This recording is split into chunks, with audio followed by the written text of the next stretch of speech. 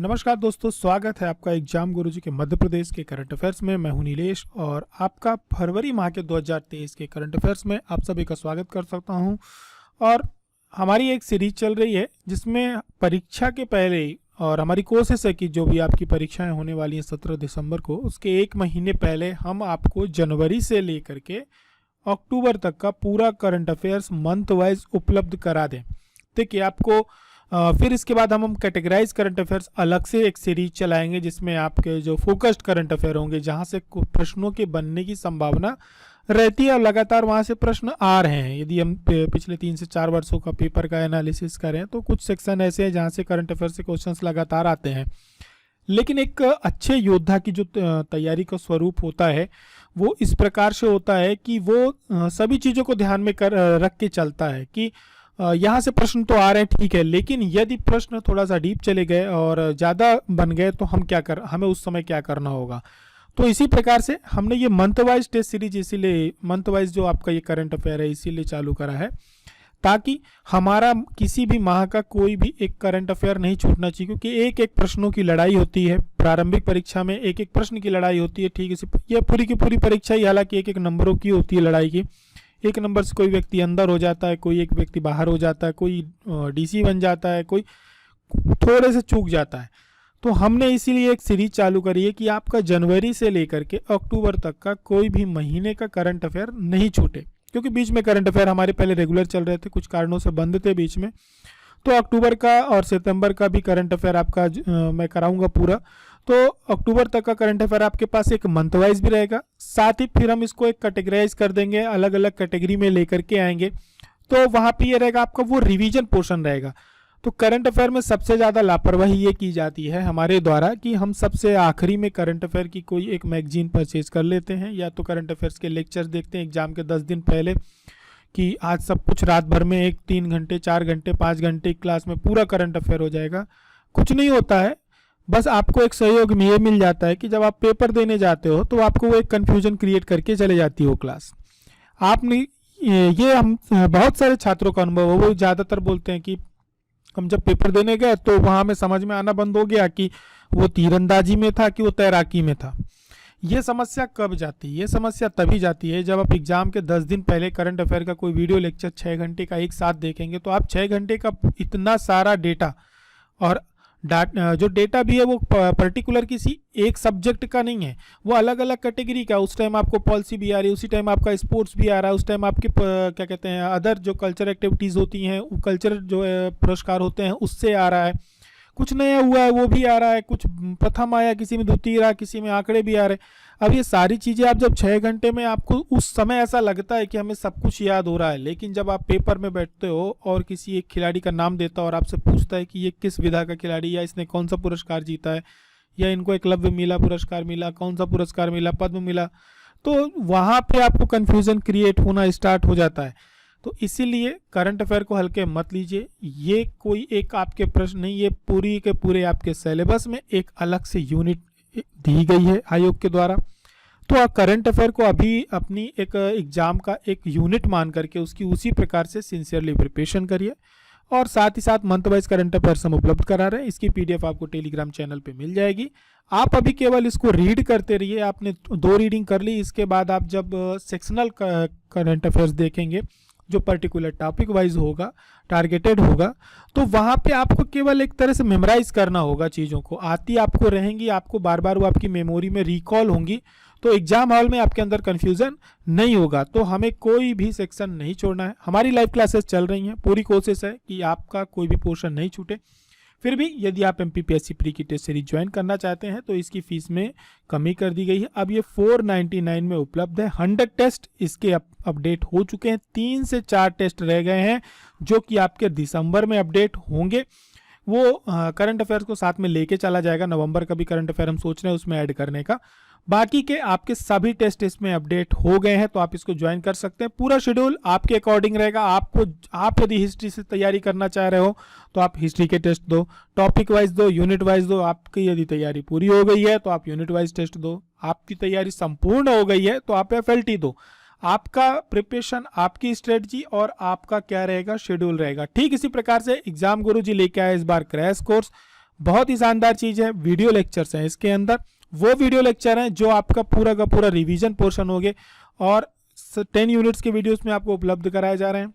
आप यदि एक बार वीडियो देखने के बाद अपने नोट्स पढ़ते हैं तो आपको ऐसा लगेगा कि हाँ, मैंने सारी क्लासेस करी हुई हैं, हमने उन चीज़ों में ज़्यादा ध्यान दिया है। एक छोटा सा वीडियो हमने बनाया भी था इससे रिलेटेड 70 प्रश्न जो सबसे ज़्यादा आते हैं वो प्रश्न हमारे गलत नहीं होने चाहिए, तभी आप बाकी के जो 30 प्रश्न बचते हैं इसकी लड़ाई में आप शामिल हो। यदि आप यहाँ गलती कर रहे हो तो आप इस एग्जाम से बाहर यहीं पे हो जाते हो। इन 30 प्रश्नों का दोष जीवन में मत देना, क्योंकि आपने वो प्रश्न गलत किए जो आपके गलत नहीं होने चाहिए थे, साधारण प्रश्न थे।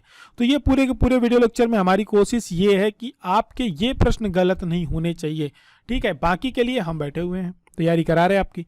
तो ये वीडियोज आप अनलिमिटेड टाइम देख सकते हैं, एग्जाम तक अनलिमिटेड टाइम वॉच कर सकते हैं, इसको मल्टीपल टाइम कर सकते हैं। साथ ही में इसके साथ आपको मिल रही है ये 499 की टेस्ट सीरीज, इसका प्राइस कम कर दिया गया है, 795 कर दिया गया है। 500 की ये टेस्ट सीरीज आपको इसके साथ मिलेगी। 100 टेस्ट आप वीडियो लेक्चर्स देखिए, नोट्स पढ़िए, इसके तुरंत बाद आप टेस्ट लगाइए बैठ करके। जौन सा वीडियो देखना है आपको वो वीडियो देखिए, कोई समस्या नहीं है। आगे की शुरुआत करते हैं और मध्य प्रदेश के करंट अफेयर्स की। मध्य प्रदेश सरकार ने विकास यात्रा की शुरुआत कब से की है तो ये याद रहनी चाहिए, 5 फरवरी से शुरुआत हुई है। संत रविदास जयंती के अवसर पर इसका शुभारंभ हुआ था। आपसे कभी भी घुमा के पूछ लिया जाए कि संत रविदास जयंती कब मनाई गई थी तो याद रखना 5 फरवरी को मनाई गई थी। 21 दिनों की यात्रा थी जो 25 फरवरी तक लगातार चली है, बीच में इसकी 5 दिनों की यात्रा बढ़ा दी गई थी। सरकार के जो मंत्रिमंडल के सदस्य थे, विधायक थे, वो सभी लोग अपने अपने क्षेत्र पे थे और उन्होंने वहाँ पर जो भी योजनाएं सरकार की तरफ से चल रही हैं उनको लोगों तक लाभ पहुँचाया था। बहुत सारे ऐसे जो कार्य होते हैं जो 1 दिवसीय होते हैं, 2 दिवसीय होते हैं, पूरी तरह से ये कह सकते हैं कि ये गवर्नेंस का टाइम था। गवर्नमेंट पूरी तरह से लोगों को एक जो सरकार का काम होता है वो उपलब्ध कराई थी। बहुत सारे जो मुख्यमंत्री आवास है, प्रधानमंत्री आवास है, बहुत सारी योजनाएं चल रही, उनसे लोगों को लाभ पहुँचाया गया था। यानी सरकार ने एक एनर्जी पे काम किया था। तो ये पूरी तरह से विकास यात्रा थी।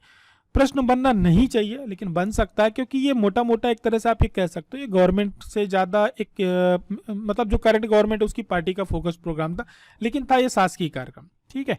तो ये याद रखना है 21 संत रविदास जयंती की से प्रारंभ हुई थी। मध्य प्रदेश सरकार के किस विभाग के सिटीजन पोर्टल को अभी हाल ही में स्कॉच अवार्ड 2022 से सम्मानित किया गया है। तो मध्य प्रदेश का जो गृह निर्माण मंडल है जिसको हम लोग हाउसिंग बोर्ड के नाम से जानते हैं, उसको ये स्कॉच अवार्ड 2022 दिया गया है।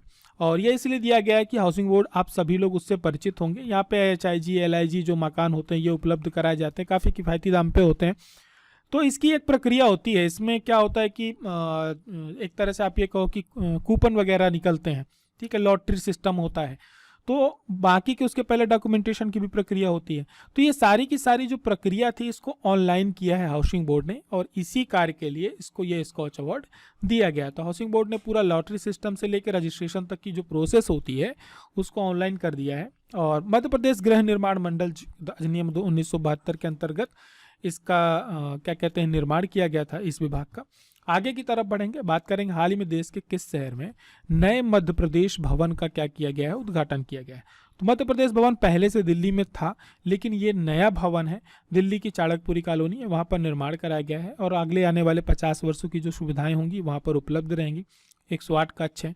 यहाँ पर रुकेगा कौन? हम और आप जाके नहीं रुक सकते। यहाँ पर मंत्री और जो हमारे यहाँ के शासकीय सेवक होते हैं, ठीक है, अधिकारी वगैरह होते हैं, वो जा कर के रुकेंगे। लगभग सभी राज्य अपने अपने जो इस प्रकार के भवन होते हैं जो बड़े हमारे यहाँ के मेट्रो सिटीज़ है वहाँ पे बनाते हैं, क्योंकि जो भी यात्राएं यहाँ पे होती हैं शासकीय कार्य से संबंधित उसका वह जो खर्चा होता है वो वहन सरकार को करना होता है। तो ये जब भवन उपलब्ध होते हैं तो होटल्स वगैरह के पैसे भी बचते हैं सरकार के, तो इसी वजह से ये बनाए गए हैं।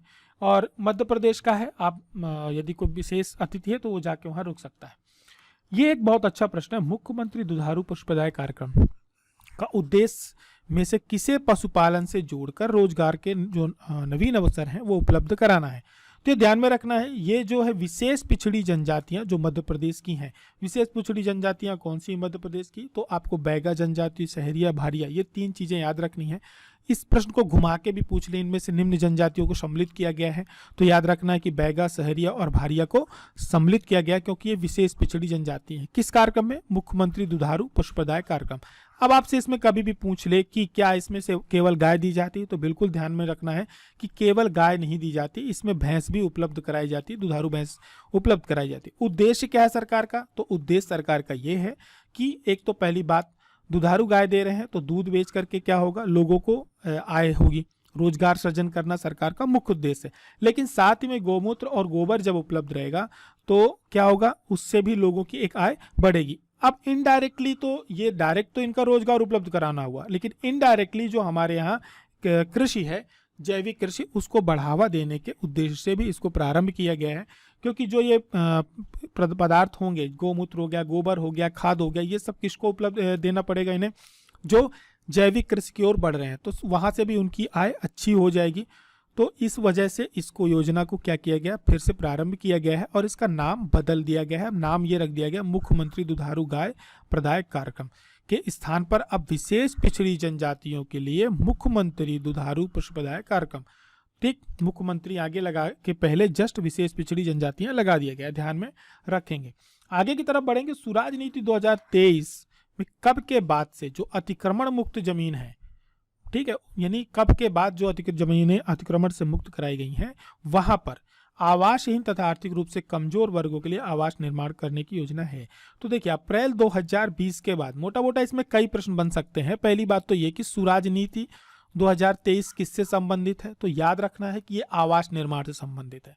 दूसरी बात, सुराज नीति के अंतर्गत जो आवास निर्माण दिए जा रहे हैं किस वर्ग को दिए जा रहे हैं, तो ये याद रखना किसी विशेष जनजाति जाति वर्ग को नहीं दिए जा रहे हैं, ये EWS वालों को दिए जा रहे हैं जो कि आवासहीन होने चाहिए, आर्थिक रूप से क्या होंगे, कमजोर होंगे, उनको ये मकान उपलब्ध कराए जा रहे हैं। तो तीन बातें यहाँ पे हमारी क्लियर हो जाती हैं।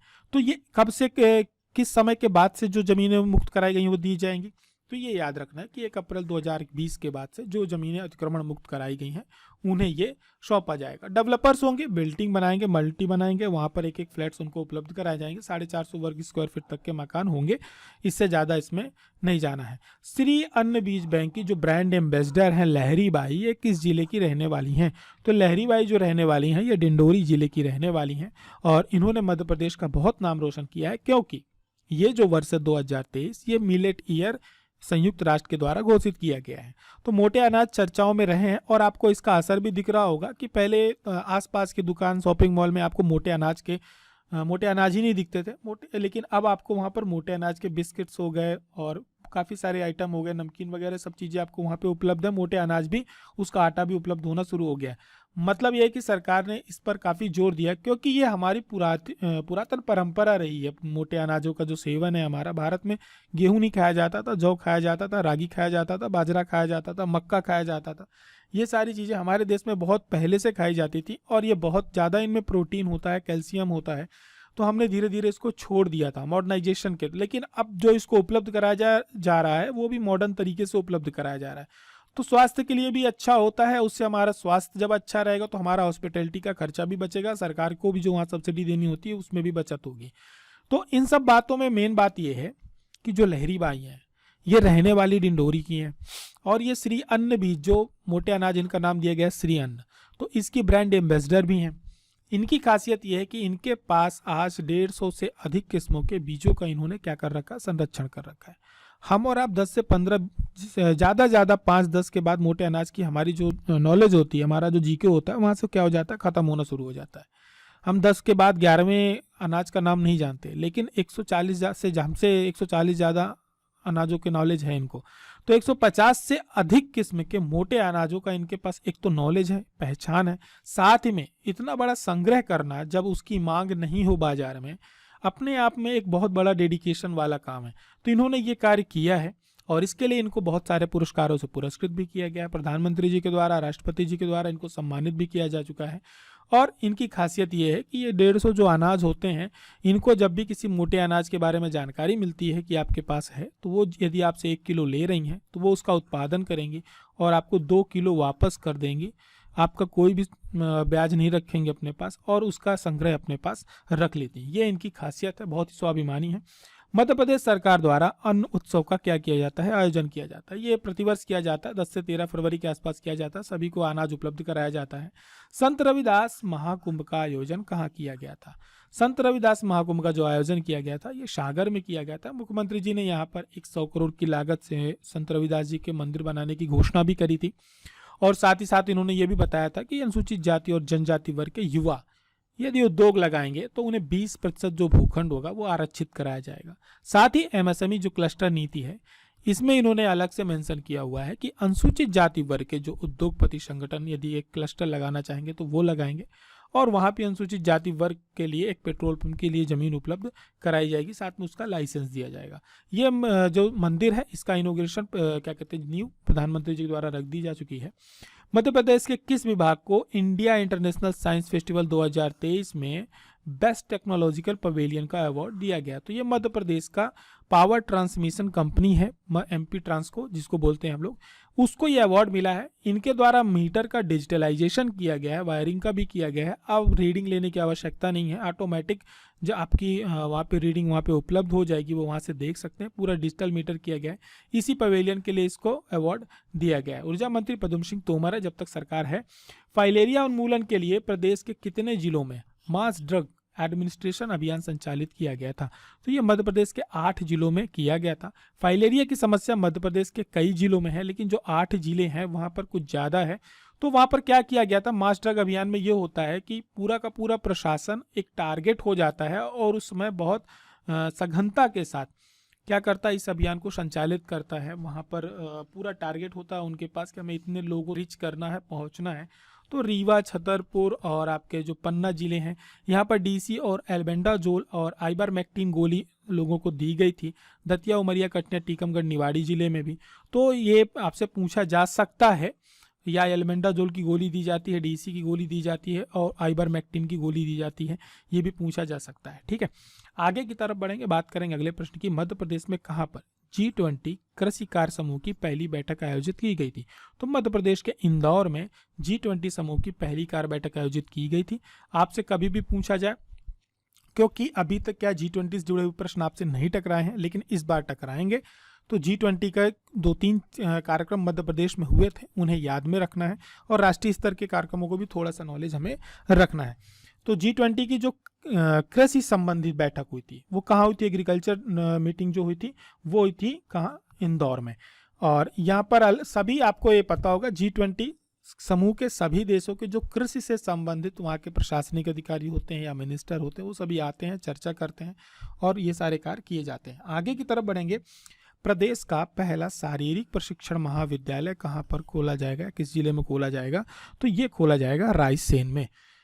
मध्य प्रदेश में LNIP जो है वो यूनिवर्सिटी है, जो रानी लक्ष्मीबाई फिजिकल कॉलेज है ग्वालियर में, वो यूनिवर्सिटी है, ये महाविद्यालय होगा।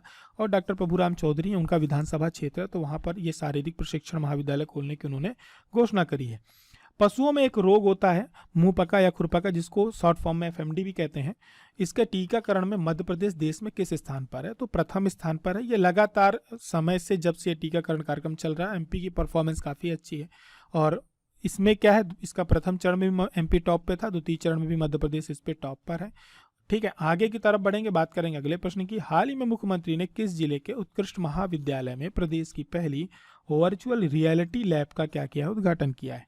तो मध्य प्रदेश का जो जबलपुर है वहाँ पर एक स्कूल है, पंडित लज्जा शंकर झा उत्कृष्ट महाविद्यालय, वहाँ पर उन्होंने एक वर्चुअल रियलिटी लैब का शुभारंभ किया गया है। अब ये इसलिए किया जा रहा है, ये जो अटल इनोवेशन करके प्रोग्राम चल रहा है सेंट्रल गवर्नमेंट का, उसके अंतर्गत किया जाता है। ये इसलिए किया जा रहा है क्योंकि जो स्टूडेंट्स होते हैं इनका 9th से 8th से ही स्टार्ट हो जाता है साइंस की तरफ क्या होना, इंटरेस्ट होना। तो इस इंटरेस्ट में और एक जिज्ञासा को शांत करके एक नई जिज्ञासा पैदा करने के उद्देश्य से ये वर्चुअल रियलिटी लैब बनाई गई है।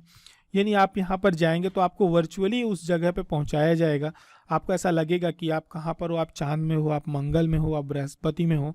ठीक है, ऐसी बहुत पहले से चीज़ें चल रही हैं। आपको यदि आप जाते हैं तो नेहरू करके साइंस केंद्र है, वहाँ पर आपका सभी जगह का अलग अलग वेट बता दिया जाता है। बहुत सारी जगहों पे है, तो वहाँ पर वो उनको फील कराया जाएगा ताकि उनके अंदर और जिज्ञासा आए, उनके अंदर साइंस के प्रति क्या हो, उनका रुझान अच्छा हो, उनकी जागरूक भी हो, साथ में उनका उसको सब्जेक्ट पे काम करने के लिए प्रेरित हों। इन्हीं सब उद्देश्यों के साथ इसको शुरू किया गया है जबलपुर की एक स्कूल में। हाल ही में इस्लाम नगर का जो नाम है ये बदल दिया गया है, तो इसका नया नाम जो रखा गया है वो जगदीशपुर रखा गया है। ये प्रश्न आपसे पूछा जा सकता है। पहली बात तो ये कि जो देवड़ा राजपूत है उनका ये पहले से गढ़ था जिसे हम लोग अभी वर्तमान में इस्लाम नगर जानते थे, अब इसको हम जगदीशपुर जानेंगे। यहाँ के जो राजा शासक थे नरसिंह देवड़ा, इनकी क्या हुई कि दोस्त मोहम्मद खान से मित्रता हुई और उन्होंने उनको निमंत्रण वगैरह दिया अपने यहाँ, और भोजन करते वक्त उनकी धोखे के साथ क्या कर दी गई, हत्या कर दी। जब हत्या हुई तो उसके बाद मोहम्मद खान का इस पे शासन हुआ और मोहम्मद खान ने इसका नाम बदल करके रख दिया क्या, इस्लाम नगर। और यहाँ पर कई निर्माण कार्य उसके समय में हुए, उसके बाद भी हुए। गोंड महल हुआ, रानी महल हुआ, चमन महल हुआ। तो ये सभी के सभी जो महल है ये कहाँ पर है, यदि ऑप्शन में इस्लाम नगर की जगह जगदीशपुर रहे तो ध्यान रखना जगदीशपुर में है। अब सरकार ने इसके फिर से पुराना जो इसका इतिहास है उसको सही करने के उद्देश्य इसका बदल करके जगदीशपुर कर दिया। राज्य रूपंकर कला पुरस्कार में कितने रुपए की सम्मान राशि दी जाती है? क्योंकि पुरस्कारों की संख्या काफी होती है तो कई बार आप याद नहीं रख सकते, तो हमारे यहाँ क्या होता है कई बार पुरस्कार राशि पूछ ली जाती है। तो इसकी जो पुरस्कार राशि है वो 51,000 रुपए की राशि दी जाती है। और जब हमारे यहाँ खजुराहो महोत्सव होता है, खजुराहो नृत्य समारोह होता है, तो उसके समय पे ये पुरस्कार दिए जाते हैं और 10 राज्य स्तरीय पुरस्कार इसमें होते हैं। और ये पुरस्कार जो होते हैं आपका जो संस्कृत विभाग का उस्ताद अलाउद्दीन खां संगीत एवं कला एकेडमी है उसके द्वारा ये दिए जाते हैं। किस क्षेत्र में दिए जाते हैं, तो ये ललित कलाओं के क्षेत्र में दिए जाते हैं। राज्य रूपंकर कला पुरस्कार इनको कहा जाता है। अलग अलग व्यक्तित्वों के नाम से ये पुरस्कार दिए जाते हैं। सैयद हैदर रजा हो गए, आपके दत्तात्रेय दामोदर हो गए। कई बार MPPSC में इन पूछ लिया गया है कि इनमें से कौन किससे जुड़ा हुआ है, संगीत से जुड़ा हुआ है, इनमें से कौन कला से जुड़ा हुआ नहीं है, रूपांकर कला से जुड़ा हुआ नहीं है। पिछली बारी प्रश्न ये आया था, तो यहाँ पे इनके नाम याद रखेंगे। मुकुंद सखाराम हो गए, सैयद हैदर रजा हो गए, दत्तात्रेय हो गए, जगदीश स्वामीनाथन हो गए, विष्णु चिंचालकर हो गए, नारायण श्रीधर बेंद्रे हो गए, रघुनाथ कृष्णराव फड़के हो गए। इनमें से कई व्यक्तित्वों के नाम आपको पता है, जैसे फड़के की है ठीक है, इनके बारे में आपको पता होगा, चिंचालकर जी के बारे में पता होगा, आपको सैयद हैदर रजा के बारे में पता होगा। लेकिन जो नाम आपको नहीं पता है इनके नाम आपको लिख करके रख लेने हैं, विशेषकर जिनके नाम से ये पुरस्कार मिलते हैं। तो इनके नाम लिख करके इसलिए रख लेना है क्योंकि ये ललित कला से जुड़े हुए हैं, कल को पूछे तो हमें ध्यान में रहे। आगे की तरफ बढ़ें। विंध्य एक्सप्रेसवे का निर्माण कहां से कहां तक किया जाएगा, या विंध्य एक्सप्रेसवे कहां से कहां तक रहेगा, तो ये रहेगा भोपाल से सिंगरौली तक। एक कार्यक्रम के दौरान मुख्यमंत्री के द्वारा इसकी घोषणा की गई थी और वो कार्यक्रम हुआ था सिंगरौली में कि विंध्य एक्सप्रेसवे हम बनाएंगे, जो कि सिंगरौली यानी मध्य प्रदेश की ऊर्जा राजधानी से मध्य प्रदेश की राजधानी तक जाएगा। क्योंकि ये विंध्य एक्सप्रेसवे है तो ये विंध्य रीजन से होकर निकलेगा। तो कहाँ से कहाँ निकलेगा, सिंगरौली से प्रारंभ होगा तो सीधी जाएगा, फिर रीवा, सतना, दमोह, सागर होते हुए भोपाल में जाकर के खत्म होगा, या किसी अदर एक्सप्रेसवे से क्या होगा, मिल जाएगा। अब जब ये एक्सप्रेसवे बनेगा तो स्वाभाविक है उसके आसपास इंडस्ट्रियल कॉरिडोर तैयार किया जाएगा जहां पर रोजगार डेवलप होंगे। आगे की तरफ बढ़ेंगे अगले प्रश्न में। चौराहा हवाई अड्डा मध्य प्रदेश के किस शहर में है, तो जो चौराहा हवाई अड्डा मध्य प्रदेश के रीवा शहर में है। ध्यान में बहुत अच्छे से रखना है, इससे जुड़े हुए प्रश्न कई बार मध्य प्रदेश में पूछे गए हैं और ये मध्य प्रदेश का 6वां एयरपोर्ट होगा, सरकार के द्वारा ऐसा कहा गया है। इसके पहले मध्य प्रदेश में भोपाल हो गया, इंदौर हो गया, जबलपुर हो गया, ग्वालियर और खजुराहो में ऑलरेडी एयरपोर्ट चल रहे थे। अभी यहाँ पर किसी प्रकार की हवाई सेवा उपलब्ध नहीं कराई गई है, तो ठीक है। इसका उद्घाटन हुआ, कार्य प्रारंभ कर दिया गया, ठीक है। और किसके द्वारा रखा गया, केंद्रीय राज्य विमान और इस्पात उद्योग मंत्री हैं ज्योतिरादित्य सिंधिया, इनके द्वारा। अगला प्रश्न है, हाल ही में मध्य प्रदेश के किस अस्पताल में श्री अन्न परोसने की क्या की गई है, पहल की गई है, तो मध्य प्रदेश का जो एम्स है, भोपाल एम्स है, वहां पर इसकी शुरुआत की गई है। अस्पतालों में लोगों को पौष्टिक भोजन दिया जाता है और यदि वो भोजन श्री अन्न से बना हो तो पौष्टिकता और बढ़ जाती है। और वो कहाँ मिलेगा, एम्स में मिलेगा, एम्स के भोपाल में मिलेगा, इसीलिए इसको शुरू किया गया है। माता सबरी की जयंती पर कोल महाकुंभ का आयोजन कहाँ किया गया है, तो इसका जो आयोजन किया गया है वो सतना जिले में किया गया है। क्योंकि हम लोगों को ये पता है कि जो कोलों की जो जनसंख्या है वो ज़्यादातर रीवा संभाग में है, लेकिन ये प्रोग्राम सतना में हुआ था, इसलिए कंफ्यूजन नहीं रखना है। क्योंकि जो हमारे यहाँ की कोल जनजाति होती है इनका माता सबरी के साथ क्या है, एक अलग तरह से संबंध है, ये अपने आप को उनका वंशज मानते हैं। तो इसी वजह से इसका आयोजन को माता सबरी की जयंती पर किया गया था। गृह मंत्री भारत सरकार के इसके मुख्य अतिथि थे।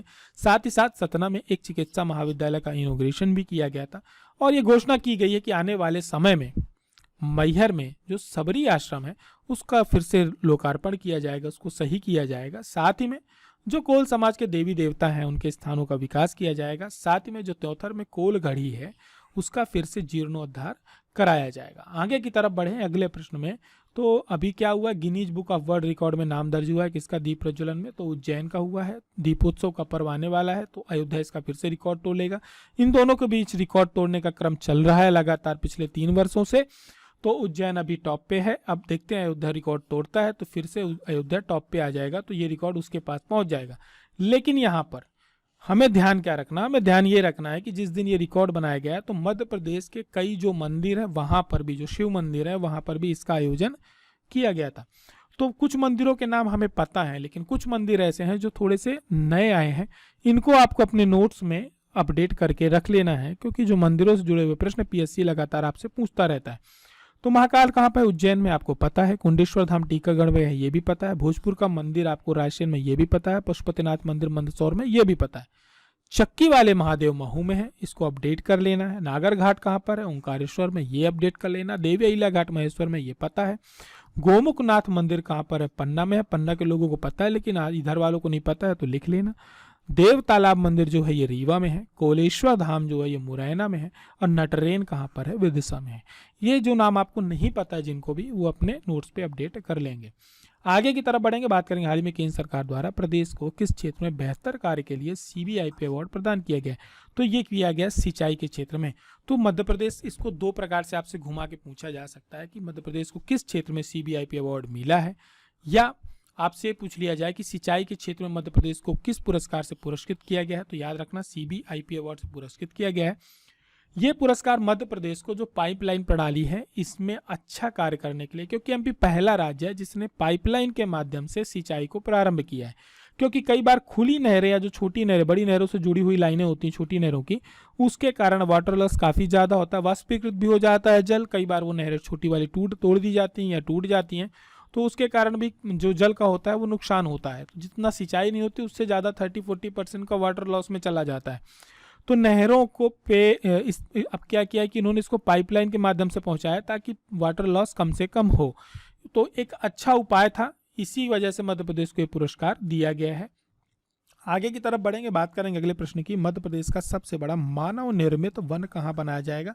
बात प्रदेश की हो रही है, ना कि देश की हो रही है। तो भोपाल में जो एयरपोर्ट का क्षेत्र है वहां पर श्री राम आस्था मिशन है, इसके माध्यम से वहां पर मानव निर्मित वन लगाया जाएगा। वृक्षारोपण घन तरीके से कराया जाएगा, इस वजह से इसे सबसे बड़ा मानव निर्मित वन कहा जाएगा। किसकी अध्यक्षता में डेवलपमेंट कोर ग्रुप का क्या किया गया है, गठन किया गया है।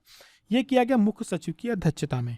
डेवलपमेंट कोर ग्रुप से जुड़ा हुआ ये चीज आपको ध्यान में रखना है कि जब डेवलपमेंट की बात हो तो आप, यदि आपसे पूछा जा सकता है आपसे कि डेवलपमेंट कोर ग्रुप निम्न में से किससे संबंधित, तो ये याद रखना है कि ये नक्सलिज्म से या नक्सलवाद से संबंधित है। ठीक है, तो ये पूरी की पूरी जो हमारे सभी विभाग हैं मध्य प्रदेश की, किसी एक विभाग को आपको याद रखने की जरूरत नहीं है। जल, वन, आदिम जाति कल्याण, स्वास्थ्य, खाद्य विभाग, परिवार कल्याण, सभी के सभी विभागों को इसमें सम्मिलित किया गया है, क्योंकि करना है। क्योंकि कई बार क्या होता है, बहकावे में आकर के या उनके पास सुविधाएं नहीं होती तो बहक जाते हैं, इसके कारण वो चले जाते हैं नक्सल की क्षेत्र में। तो उनको उनका विकास करके उनको आवास, स्वास्थ्य, शिक्षा सब कुछ उपलब्ध कराया जाएगा, तो वो इस क्षेत्र में क्यों जाना चाहेंगे। उनको जब सुविधाएं उपलब्ध होंगी तो उनको डिमोटिवेट करना है इस फील्ड में जाने के लिए, और मोटिवेट करना है आगे की तरफ सही रास्ते पे बढ़ने के लिए। तो इसी वजह से सभी विभाग के सचिवों की एक पूरी कमेटी बना करके इसका निर्माण किया गया। प्रमुख सचिव इसके अध्यक्षता होंगे और इनका टारगेट होगा कि जिस भी क्षेत्र में मध्य प्रदेश के ये प्रॉब्लम है वहां पर ये सारी चीजें डेवलप की जाए और उनको मुख्य धारा में लाया जाए। मध्य प्रदेश पीएम मातृवंदन योजना में देश में किस स्थान पर है, तो मध्य प्रदेश पीएम मातृवंदन योजना में प्रथम स्थान पर है। पीएम मातृवंदन योजना में, क्योंकि इसमें जुड़ा हुआ है मातृवंदना योजना, तो माताओं के लिए ये योजना है। इसमें माताएं जो गर्भवती होती हैं उस समय से लेकर के जब बच्चा हो जाता है तब तक उनको पोषण आहार उपलब्ध कराने के उद्देश्य से ये योजना लेकर के आई गई थी, और मध्य प्रदेश ने इस पे अच्छा कार्य किया है। इसके लिए इसको प्रथम पुरस्कार से सम्मानित किया गया है। हाल ही में जारी AICHI रैंकिंग में मध्य प्रदेश किस स्थान पर है, तो मध्य प्रदेश इसमें 17वें स्थान पर है, 17th पे है, पहले 22 नंबर पे था। हायर एजुकेशन में जितने भी कॉलेज होते हैं, यूनिवर्सिटीज़ होती हैं, वहाँ पर गुणवत्ता कैसी है शिक्षा की, वहाँ पर जो बेसिक इंफ्रास्ट्रक्चर होना चाहिए वो है कि नहीं, वहाँ पर आर्थिक संसाधन है कि नहीं, ये सारी शिक्षक उपलब्ध हैं कि नहीं, विद्यार्थी हैं शिक्षकों के लिए कि नहीं, ये सारी चीज़ें देखने के बाद लाइब्रेरी वगैरह ये पूरा सर्वे किया जाता है, उसके आधार पर रैंकिंग जारी की जाती है। तो मध्य प्रदेश 22 से अब 17वें नंबर पे आ गया है। आगे की तरफ बढ़ेंगे। संस्कृत विभाग की जो पहली G20 वर्किंग यानी CWG की बैठक हुई थी, किसकी? संस्कृत विभाग की। किस जिले में हुई थी? संस्कृत से आए तो याद रखना कहां पर हुई थी? छतरपुर पे हुई थी। कृषि से आए तो सीधे इंदौर चले जाना। ठीक, ये दो बैठकें हुई थी जिनके बारे में आपसे पूछा जा सकता है, या आपसे ये पूछा जाए कि महाराजा छत्रसाल कन्वेंशन सेंटर कहाँ है, तो ये हमारा जो छतरपुर जिले का खजुराहो है, वहाँ पे महाराजा छत्रसाल कन्वेंशन सेंटर है, वहाँ पर ये बैठक आयोजित की गई थी। अगला जुड़ा हुआ प्रश्न भी इसी से है। मध्य प्रदेश के किस जिले में सांस्कृतिक गांव आदिवर्त का क्या किया गया है? लोकार्पण किया गया है। तो ये किया गया है खजुराहो में, हमारा जहाँ पे CWG की बैठक हुई थी कल्चरल की। तो ये प्रश्न कई प्रकार से पूछा जा सकता है। निम्न में से एक सांस्कृतिक गांव है, तो याद रखना है आदिवर्त है। ठीक, या आदिवर्त का लोकार्पण कहाँ किया गया एक सांस्कृतिक गांव का? तो याद रखना है खजुराहो में किया गया है। और यहाँ पर क्या है कि जो हमारे प्रदेश की जनजातियां हैं, अभी हाल फिलहाल 7 जनजातियों के गांव का जो एक परिदृश्य होता है, जो इस प्रकार से उनका रहन सहन होता है, उनकी संस्कृति होते हैं, पर्व होते हैं, तीज होते हैं, त्यौहार होते हैं, उनका भोजन होता है, पूरी की पूरी जानकारी से एक छोटे से छोटे गांव बनाए गए हैं। आप जब वहां जाएंगे तो आपको ऐसा एक फील आएगा कि हाँ, इनका रहन सहन, खान पान, संस्कृति, कल्चर, त्यौहार, पर्व सब इस प्रकार से मनाए जाते हैं। तो वो पूरा का पूरा आपको अनुभव वहाँ पे मिलेगा। इसी अनुभव के उद्देश्य से जो हमारे यहाँ की गोंड, बैंगा, भील, भारिया, कोरकू, कोल और सहरिया है, इनके 5 सांस्कृतिक अंचल, और जो बघेलखंड है, बुंदेलखंड है, मालवा है, निमाड़ है और चंबल है, 5 अंचलों से इनका प्रतिनिधित्व के उद्देश्य से गांव तैयार किए गए हैं। आगे की तरफ बढ़े। हाल ही में एक लोक गायिका है श्रीमती उर्मिला पांडे, इनको एकेडमी पुरस्कार से क्या किया गया? सम्मानित किया गया। ये किस क्षेत्र से संबंध रखती हैं? तो ये बुंदेली क्षेत्र से संबंध रखती हैं। विशेषकर ये बुंदेली लोक गायिका है। आपसे पूछ लिया जाए श्रीमती उर्मिला पांडे क्या है, तो याद रखना ये एक लोक गायिका है। कौन सी? बुंदेली लोक गायिका। या निम्न में से कौन एक बुंदेली लोक गायिका है जिन्हें हाल ही में एकेडमी पुरस्कार सम्मानित किया गया है? तो श्रीमती उर्मिला पांडे है। राष्ट्रपति जी के द्वारा इनको सम्मानित किया गया है। बहुत समय बाद ये पुरस्कार मिले हैं, तो इसलिए इनसे प्रश्न बन सकते हैं। ऐश्वर्य प्रताप सिंह तोमर, नाम याद होगा, किस खेल से संबंधित है? तो शूटिंग से संबंधित है, ना कि ये तीरंदाजी से संबंधित है। शूटिंग, राइफल शूटिंग से संबंधित। अभी हाल ही में क्या हुआ है कि इन्होंने ISSF rifles world shooting championship में इन्होंने गोल्ड जीता है, और मध्य प्रदेश के साथ साथ इन्होंने देश का नाम भी रोशन किया है। बहुत सारे पदक ये लगातार जीतते जा रहे हैं। मध्य प्रदेश प्रसव कक्ष गुणवत्ता के लिए संचालित लक्ष्य अभियान में देश में किस स्थान पर है? बहुत बढ़िया प्रश्न है, ये प्रथम स्थान पर है। आपसे घुमा के ये पूछ लिया जाए कि निम्न में से कौन एक प्रसव कक्ष गुणवत्ता की बेहतरी से संबंधित एक अभियान है, तो याद रखना है लक्ष्य, क्योंकि लक्ष्य कई बार थोड़ा सा एजुकेशन से जुड़ा हुआ लग रहा है, तो कंफ्यूजन हो सकता है। अभी क्या होता है कि मध्य प्रदेश के जो 111 शासकीय स्वास्थ्य संस्थाएं हैं, उनको पुरस्कृत किया गया है। उनको ये लक्ष्य अभियान में इन्होंने अच्छा प्रमाण पत्र इनको उपलब्ध कराया गया है। साथ ही में 5-5 लाख रुपए की राशि दी जाएगी। जो हमारे यहाँ के प्रसव कक्ष होते हैं, वहाँ पर सभी प्रकार की गुणवत्ता होनी चाहिए, ताकि हमारे यहाँ का जो मातृत्व मृत्यु दर है उसको क्या किया जा सके? कम किया जा सके। इसी उद्देश्य के साथ ये लक्ष्य अभियान केंद्र सरकार के द्वारा प्रारंभ किया गया था, और मध्य प्रदेश ने इससे अच्छी परफॉर्मेंस दी है।